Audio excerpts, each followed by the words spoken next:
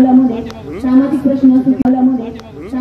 असो किंवा शेतकऱ्याचा प्रश्न असो, मी नेहमीच पुढे राहिलेली आहे आणि जी व्यक्ती सकारात्मक अशा प्रश्नावर बोलत असते तिलाही साथ देण्याचं काम वेळोवेळी केलेलं आहे। आज आपल्या रुपेश दादाने सर्वांच्या जिव्हाळ्याचा प्रश्न म्हणजे कांदा प्रश्न, आपला निघोज पट्टा म्हणजे कांद्याची हब आहे त्याचा जर विचार केला तर, आणि सगळ्यात महत्त्वाचा जिव्हाळ्याचा प्रश्न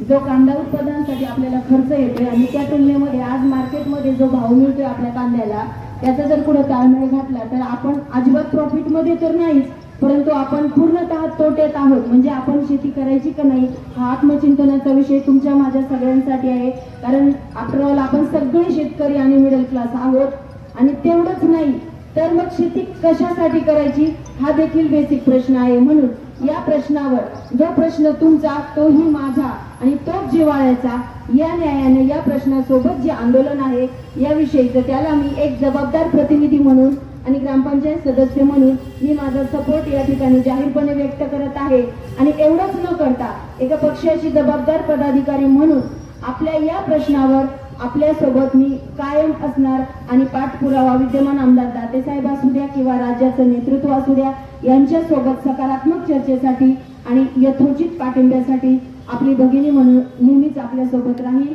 आणि पुढील एका कार्यक्रमासाठी जायचं म्हणून आपल्या सगळ्यांची परवानगी घेते।